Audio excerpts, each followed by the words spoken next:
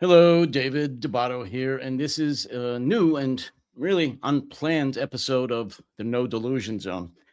I'm recording this on Sunday, March 22nd, 2026. And as everyone else is talking about, it's going to be primarily about the war in Iran, the insane and illegal war launched by that megalomaniac, delusional king of the United States, Donald Trump. But before I even get into that, at the very top here, and this is going to be a relatively brief video, but at the very top, I want to talk about the loathsome and disgraceful comment that Trump made this past few days about a former director of the Federal Bureau of Investigation, the FBI, Robert Mueller. Robert Mueller passed away recently, and instead of showing even a modicum, the least little bit of respect for Mr. Mueller, Director Mueller, Donald Trump came out with what he always comes out with, which is the most disgraceful, disgusting, juvenile comments that he is famous for. And let me just put up on the screen what he said and what somebody had the decency to say about what Trump said. This is Mehdi Hassan, who is a commentator. I think he used to be with MSNBC and or CNN. I'm not sure, but he's a commentator on TV and now streaming. And he said, I noticed that straight news reporters and the White House correspondents are all posting Trump's "I'm glad he's dead" reaction to Robert Mueller's death with just here's the president's response. Very few acknowledgments of how insane and inappropriate it is for the president to respond like this. Imagine their response if this was Biden. Yeah, just imagine. And I posted a couple of things, my comments about this, and basically said, not basically, I said that Trump is a fucking piece of shit. He's always a fucking piece of shit, but especially because of what he said about Robert Mueller's death. Just unconscionable. And I'm going to post this again. I posted this showed this on my my daily live stream with my good friend Jonathan Fink called The Dictators. And this is how Donald Trump and MAGA have captured the media, at least in America. Google summaries, their AI summaries, which controls all their request summaries, all their search summaries, blocked any searches for Trump dementia. Really, the American public, or the world actually, doesn't have a right to know the mental health of the president of the United States, the most powerful man on earth. Thank you, Google. And well, I could say more, but I'm not going to. Enough about that nonsense. To the war in Iran. The war staged against Iran by the United States. I want to open with one piece that just illustrates how unplanned and absolutely ridiculous this war is, at least unplanned by Donald Trump and his sycophants around him. I'm going to say it now, and I've said it all week or the last 3 weeks. I am not blaming the leadership of the Pentagon under Hegseth. I'm talking about the Joint Chiefs, the generals, the department secretaries, and the more senior leadership in the military and intelligence community. They knew how insane it was to go forth with this attack on Iran without proper planning. But he is the commander in chief. Donald Trump is anyway, so they went along. And I just want to point out a headline here, and I believe this was from could have been from the Stripes. Stripes.com, Stars and Stripes, a military publication online. And the headline is, as Iran war escalates, 4 U.S. minesweepers that long operated in the Middle East are decommissioned and Philadelphia bound. So here we are talking about the almost complete blockade, shutdown of the Persian Gulf, from which, as everyone knows now, approximately 20% of the world's oil comes through, and 90% of other things like helium and the components, liquid natural gas, and other components used in fertilizer and agriculture and all pharmaceuticals and so forth. A great deal of the world's business, the industries, depend on what flows out of the Persian Gulf. And the Iranians, if they already haven't, they're going to mine the hell out of the Persian Gulf, depending on what happens in the next few days. And Donald Trump, or at least the Pentagon under Donald Trump, in its infinite stupidity, sent away and decommissioned the 4 U.S. minesweepers that we used to have there.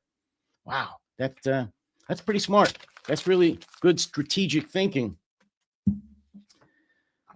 Another insane move that's about to be made, excuse me, is the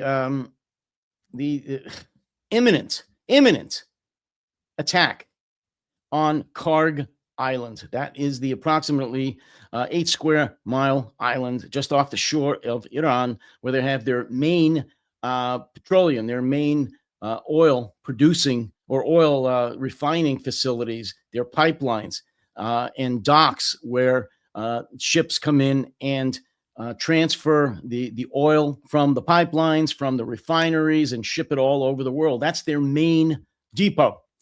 And so the U.S. Marines are steaming towards Kharg Island. At last report, one MEU, a Marine Expeditionary Unit with about 2,000 to 2,500 Marines, is steaming towards Kharg Island, where it seems they may make an amphibious landing. They're there with all of the ships that are required for an amphibious landing. This is not Iwo Jima, folks, or Guadalcanal. This is not going to end well for the U.S. Marines if, in fact, they attempt an amphibious landing. There are something that might be unknown to the Pentagon. They're called satellites, and they can see exactly what the Marines, what the U.S. Navy is doing, where they are, what they're doing, and when they're doing it. And if the U.S. Marines come ashore unscathed, if they attempt an amphibious landing on Kharg Island, that would be a major miracle. And even if they do somehow make it onto Kharg Island relatively intact, again, there's those pesky satellites that know exactly where they are on Kharg Island, and they will be sitting ducks for the tens of thousands of drones that remain in the Iranian arsenal and the ballistic missiles that do remain in the Iranian arsenal. And if they don't blow them off the island, there are hundreds of caves overlooking Kharg Island from the mainland, which is only about 3 kilometers away or so from Kharg Island. And it overlooks Kharg Island, which is flat. They can then shoot RPGs, launch drones, or any number of very unpleasant weapons at the sitting duck Marines on Kharg Island. But one last thing to think about. Before the Marines even land there, without shooting them out of the sky or out of the water, what about if the Iranians just deploy not weapons, explosives? What about if they just mine the island or just tape explosives to the refineries, to the pipes, to the storage facilities? Again, they've got oil, they've got liquid natural gas, they've got ammonia, they've got all the petrochemicals that you can imagine on this island. If they were to blow it up with pre-planned, pre-stationed explosive devices, the island would go up like a small nuclear bomb. So why not just wait until the Marines landed? Don't even shoot at them. Just wait till they're there, and with a remote detonator, a remote device, boom, blow up the island. All the Marines are dead. I'm talking crazy? No, I think it's crazy to attempt an amphibious landing on Kharg Island, knowing all that we know about modern warfare, at least should know. And after that, news is out today that the 82nd Airborne Division, I've talked about this before on the live stream called The Dictators that me and Jonathan Fink do. The fact that the 82nd Airborne was notified several weeks ago, actually, to be ready to deploy. Well, apparently yesterday they got their alert pre-deployment orders. And they are now deploying or about to deploy for Iran. Where they're going to go, nobody knows. And we shouldn't know, of course. That's true. We shouldn't know, but they are on their way to Iran. What are they going to do? Where are they going to go? Are they going to try to seize the nuclear enrichment facilities that are buried underground at unknown locations? At least some of the locations are unknown. No, they're not qualified to do that at all. So what are they going to do? Are they going to land at or near Tehran and seize the government of Iran there with all of, I don't know, the 5,000 or 6,000 or less 82nd Airborne soldiers that would be able to land there? That seems, again, pretty suicidal, because once they're there, if they're not shot out of the sky on the way down, what are they going to do? How are they going to get resupplied? Ammunition, water, fuel, food, vehicles. They're going to be thousands of kilometers away from the sea or any other resupply point. It would have to be flown in, or worse, driven across the Iranian desert to get to them. Has anybody thought about this? So the 82nd Airborne is on alert now and are deploying or about to deploy to Iran for destinations unknown into what very well may be another disaster. The last point I wanted to make for today is that the Iranians shot some ballistic missiles at southern Israel. Ballistic missiles that Israel and perhaps Donald Trump and Pistol Pete Hegseth didn't think they had. It's in southern Israel, near a nuclear facility near the town of Dimona. It's in the Negev desert. And what this facility does, it doesn't produce electricity for Israel. However, it is a nuclear plant. It's a research facility, and it does produce fissionable material, nuclear materials that many believe are and have been used to produce nuclear weapons for the Israelis, for the Israeli military. They also use it in research. So anyway, the Iranians hit right next to this nuclear research facility. Very dangerous stuff. Again, there's fissionable material there. Would not be a good idea to hit the actual nuclear plant itself. They didn't, but they did severely injure about 100 people, 100 Israelis that live and work near the facility. This was just a demonstration of not only how far the Iranians can shoot a ballistic missile, but how they can pierce the Iron Dome, the supposedly impenetrable Iranian anti-missile platform that's supposed to protect them from things like this. Folks, it's getting worse. I'll repeat it again here that I've done on other podcasts and live streams. The Iranians probably have tens of thousands of drones hidden underground. They have, well, let me just put this up for you, talking about missiles. Let me see if I can find it here. No, this is the what I wanted to put up about the Israeli nuclear site that was hit. Satellite imagery on that.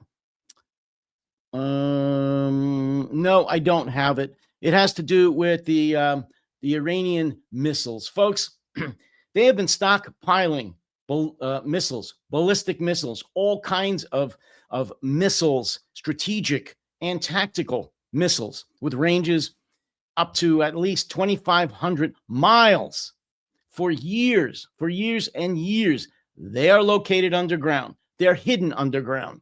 We don't know how many they have or exactly where they are hidden.